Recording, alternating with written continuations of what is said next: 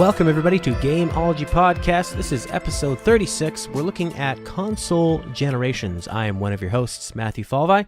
And I'm Attila, Gabriel Brunitsky. All right, Attila, I had originally brought this up because I was thinking about the Xbox Scorpio and the possibility that we might see console generations, at least how we traditionally have seen them ever since the original Nintendo and before that. We could see that be killed off, and possibly consoles might go the way of PC upgrades, and not so much in a way of PC upgrades, but more like the way that Apple and Samsung have done with their phones, where they release upgrades a lot quicker. I don't think we're going to be seeing a new Xbox every 6 months, but I think I think they're sort of testing the waters, where they would much rather be putting out a new console every couple of years rather than waiting a minimum 5 years.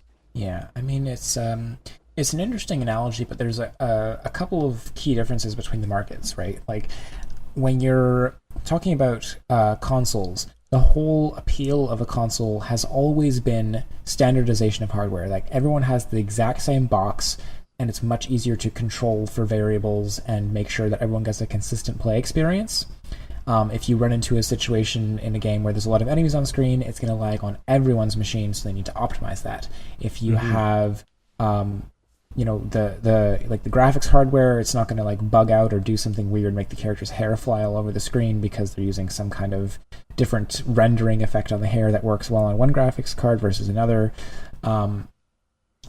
That's something that's a consistent problem with that PC games face, and it's only the super high-end developers that can tackle true getting everything to run smoothly on multiple processor models and graphics hardware, and there's so much variability that makes the PC market kind of daunting, or at least daunting to do well. In contrast to that, with consoles, we've got the idea that most console manufacturers are selling these machines either without an intention for profit or at a loss sometimes. That makes it very different from how the phones are being sold. Those are definitely devices being sold at profit, unless you're getting them as part of a 3-year or 2-year contract, which just sort of underscores how if you can get a quote-unquote free phone on a 2-year contract, what is the phone actually worth? How much are you paying for your phone plan? If you're able to get a free iPhone, you're probably paying a lot per month for your phone service. And by contrast, the only way console manufacturers stand to make back their money on these consoles is with sales of games, and at that, they only stand to make at most 30% off of each sold game. So it would be a bit ridiculous to assume that they were going to go to a sort of yearly release, because no one's going to want to buy a $500 box that they can't get subsidized in some way. The main appeal with getting a new phone every couple years is, well, it's free and I'm paying for my phone service anyway, so cool, whatever. But that same sort of thing does not exist on the console side of things, unless Microsoft started charging even more for Xbox Live or something like that. But I just don't foresee that happening. I think it was very interesting that at the advent of this console cycle, Microsoft says this is going to be a 10-year console, and then it's well, when we said 10-year, we meant that the Xbox One platform would be a 10-year cycle. But in reality, you're going to get a couple different boxes between now and that 10-year window. So it's an interesting guarantee that Microsoft is kind of putting pressure on anyone who develops for the Xbox One quote-unquote platform to ensure that it can still run on the original Xbox One hardware, which, not to be confused with the original Xbox, thanks Microsoft. But the idea that it has to run on that sort of minimum spec, and then there's this sort of slightly higher spec of the Xbox One S, and then, is that even what they call it? I don't even know. And then there's the promise of the Scorpio in I think a year or so, which is going to be the quote unquote like VR capable console. Mm-hmm. So it's very much the sort of PC side of things mentality in terms of like everyone has to be like everyone's going to have a slightly different experience based on what box they have, but everyone's going to be able to play it just at different resolutions or different particle counts or different levels of effects running on the screen, which is definitely getting away from what console the whole appeal of what made consoles so great in the first place. Yeah, I think that best case scenario, whether you're playing on, you can play the same game on the bare bones Xbox, the one that they sold the dream of, oh yeah, this 10-year box, this is going to be our most powerful thing until we make these two other ones. So their best case scenario is that I could play on the vanilla version a smooth running locked frame like 30 to 60 FPS game that maybe runs at like 900p. Yeah. And that someone who has the luxury box can enjoy 4K. And I mean, that's really just where you want to see the difference. You don't want to see one version have a locked frame rate, because video gaming is all about gameplay, and if you don't have a locked frame rate, the game becomes sort of unplayable in a way. I think people will put up with downgraded textures and look as long as the game runs really smooth. But I think worst case scenario is that you're just introducing a lot more variables, and that you're going to, I mean, look, you can't play the same games on the previous generation consoles forever. Eventually, you have to eventually upgrade if you want to play the newest games. But I feel like when you start getting into this sort of leapfrogging of technology, I think you're going to age out the lower tier of the consoles sooner. And this is an interesting thing, is that while PlayStation was very upfront that everything is going to run on the PS4 Pro, that would run on the PS4, and the PS4 vanilla could play both, although the Pro is nowhere near the giant leap that the Scorpio is. But Microsoft has said they're going to leave it up to the publishers and developers whether they want to develop Scorpio exclusives. So we could see if Scorpio sells enough and a publisher thinks that there's enough of an install base with the Scorpio, that we might see games that the regular Xbox and even the Xbox One S owners can't buy and can't play. If Microsoft had a better hold in the industry in terms of like user base, we might have to worry about that sort of thing. But right now, as much as Microsoft has said, oh, we're going to leave it up to publishers if they want to publish to Scorpio exclusively, they're saying that so that if some developer decides to do that they're not held accountable. But in reality, I don't think any publisher is going to look at the minimal fraction that is going to be the people who purchase the Scorpio as compared to people who are like, well, screw you, I already paid $500 for my Xbox One 3 years ago or 4 years ago, and I'm going to hold on to that box, and I'm not upgrading to the Scorpio. Just because you start, whenever you start like sub-fragmenting your user base in terms of the fact that like the PlayStation right now is still outselling the Xbox platform, Microsoft, like no publisher, or at least no major publisher, is going to see it to be worthwhile to only sell to a subset of a smaller percentage of consoles. Ideally, that's why most publishers want to publish cross-platform. They want the ability to release experiences that are on parity for both consoles. And I think we're at a sort of weird space right now where the PS4 Pro is the most powerful home console. Then sort of underneath that, we've got the... I feel like Xbox One S and original PS4 are kind of around parity. Someone might correct me and say that the original PS4 is still more powerful. I'm not entirely sure. It sort of comes down to how they choose to use utilize the RAM and what the specifics of the hardware are. But I just get that sort of feeling that those two are on the same level, and then you've got the Xbox One at the lowest tier, and then Nintendo just doing their own thing, as they tend to do. Well, I think that when you're looking at how many more people are going to buy the Scorpio, because you're right, publishers aren't going to put out an exclusive to a system that doesn't have that doesn't have an install base. And now, right at this moment, we've got the PlayStation 4 at about 53 million, I believe. The Xbox One is trailing behind substantially. But you're thinking, how much more room can they grow? I mean, the original NES sold 61 million. The PlayStation 3 sold 83 million, but that had a very, very long generation cycle because it came out in the beginning of the new recession. So people weren't interested in buying new consoles. So I think that it depends on the pricing. If the Scorpio comes out and it is near $50 or the same price, like $50 more or the same price as an original Xbox is today, if it comes out around like $400, all those people that every year are buying a new console and their decision is PlayStation side or Xbox side, why wouldn't they buy a Pro and why wouldn't they buy a Scorpio? So over the next couple years, you might see 10 million people owning a Scorpio.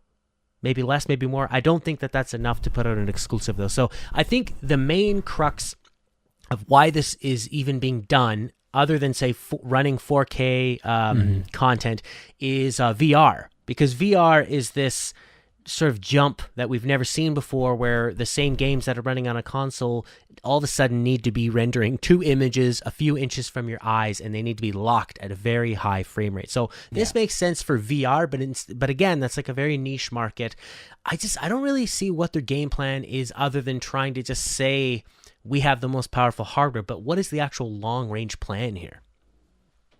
Yeah, I feel like people are jumping on the VR bandwagon.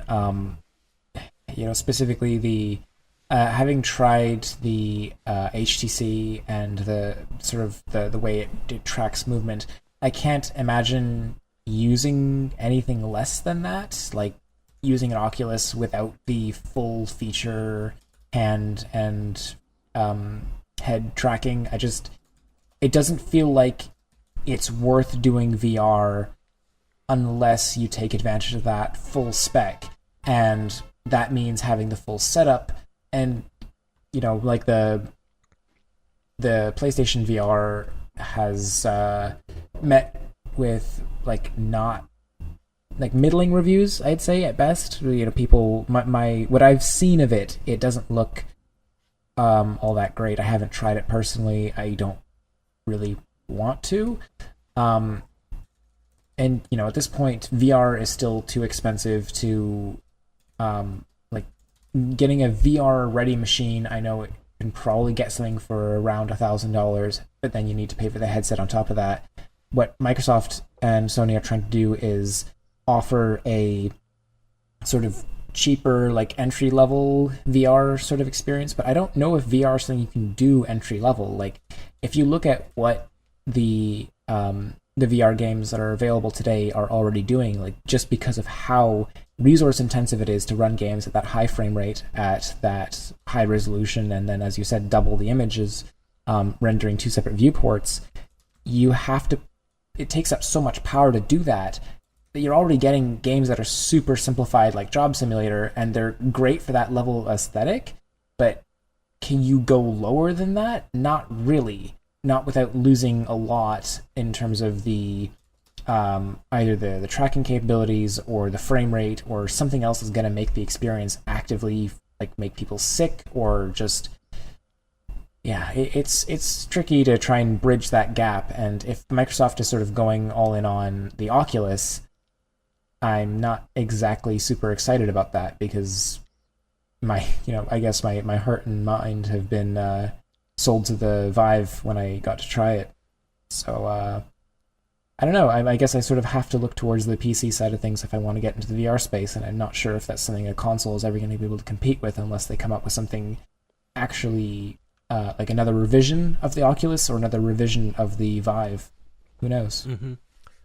And if we look at previous console generations in the more traditional style, one thing that we might see, that we might lose, is that I like watching the evolution of what you can do on a singular console. If you look at the difference between Super Mario Brothers 1 to 3, is such a large leap. If you look at the Donkey Kong Country series, the last one coming out in 1996 on the Super Nintendo, when 3D gaming had come not in full force, but it had started to take over the mainstream.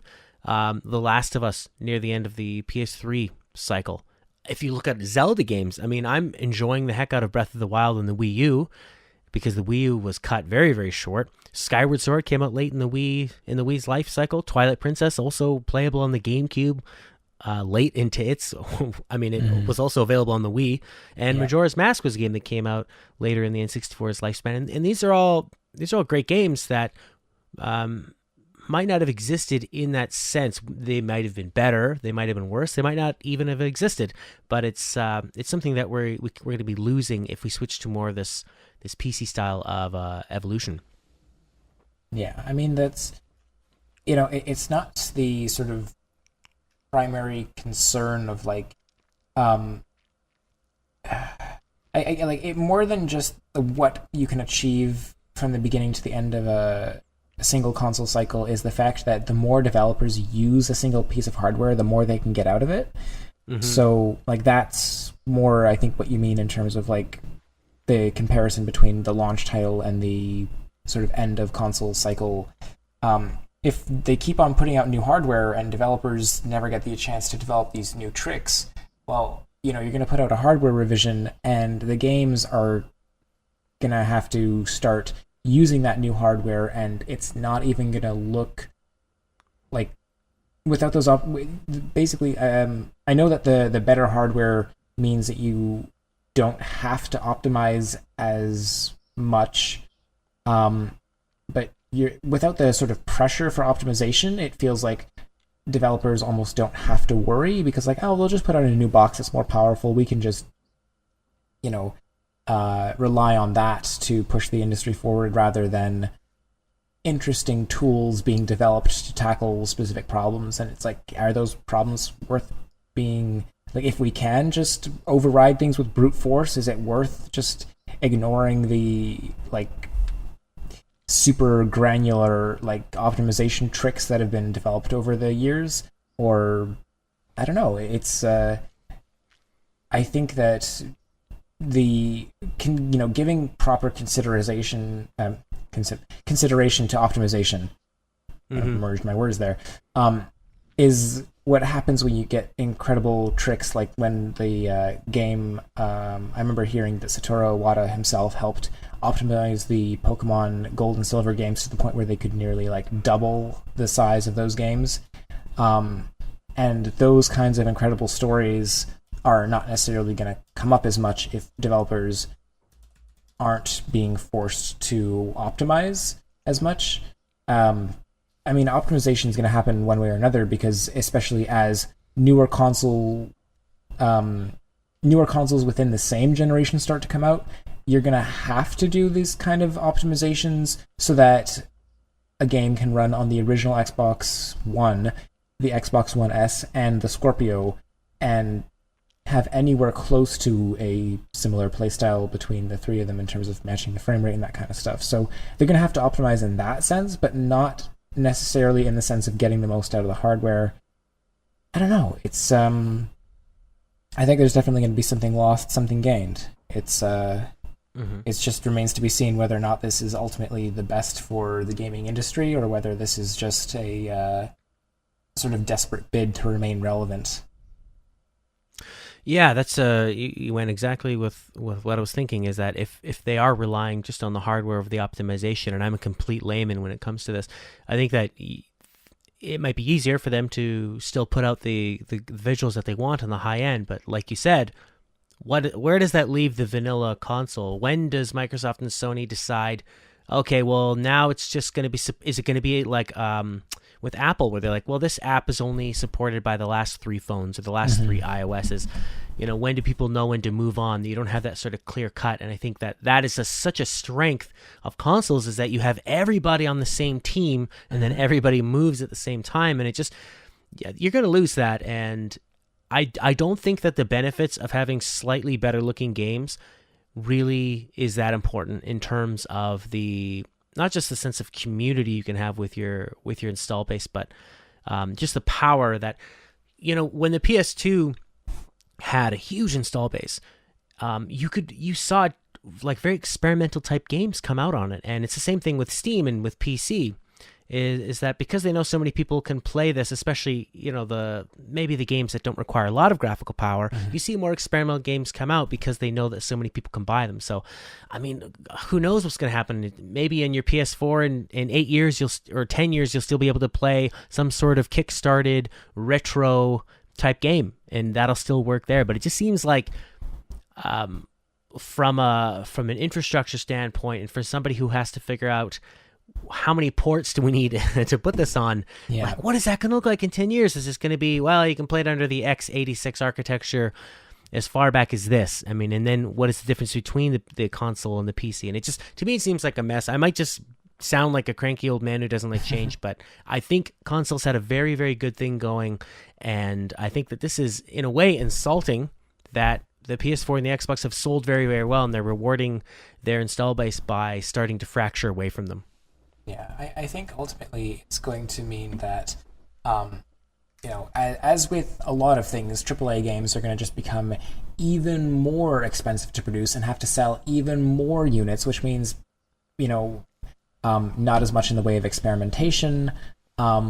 People who are much more concerned that, like, I don't know if we can take risks or do anything interesting because we need our game to sell 50 million units to break even or something insane like that. And then, by contrast, you're going to have the indie side of things where, again, developing for more than one of these platforms, most development teams are not even able to afford more than one developer kit. Like, they're going to buy one machine, whichever happens to have the largest install base, maybe the newest one, just because, again, that sort of thing of, like, we don't have to worry about optimization because this thing is just so damn powerful that it's going to be able to run the game. So on that side, you're going to get just a really growing divide between the sort of behemoth, like, massive AAA games where they've thrown so much money at this and they have, like, this crazy plan for how this game is not only going to sell its, like, basic amount, but sort of Final Fantasy 15 style, like, all the extra content they sort of have to sell along with the core game in order to become soluble. And by contrast, you're going to have the indie developers creating games for these platforms that might only come out on a single iteration of a console. And that's sort of back to what Microsoft said about not forcing them to develop for each platform, because maybe the development team is just so small that it's not even a matter of being able to optimize for the earlier hardware. It's just the fact that they can't even afford 3 separate dev kits for one platform just because those are the different specs. So it's really hard to speculate about how these kind of things are going to go, but I think there's going to be certain trends that are just, I can't foresee it going any other way except for this. Like, the gap between indies and AAA games is growing no matter what. But at the same time, the scope of what indie developers are able to achieve is growing at the same time. So, I don't know. It's just, I'm not as much of an analyst. I feel like I've been saying I don't know a lot, but it's true that there's just a lot of stuff influencing the game development world right now, and it's hard to sort of pinpoint exactly how this is going to affect the games you play. So, I guess at the end of the day, it's always nice to be able to fire up your Nintendo and know that there's good games to be found on that, no matter what. Well, there you go. That sounds like a wrap-up. Yeah, as much of one as I think we're going to get. Well, you can find me on Twitter at GameThinkTalk. And Attila? You can follow me on Twitter at BluishGreenPro, or check out my website, bluishgreenproductions.com. Thanks, everybody, for listening. If you know somebody that might enjoy it, please share it. It makes a big difference. Have a good one, and thank you for listening. Bye-bye.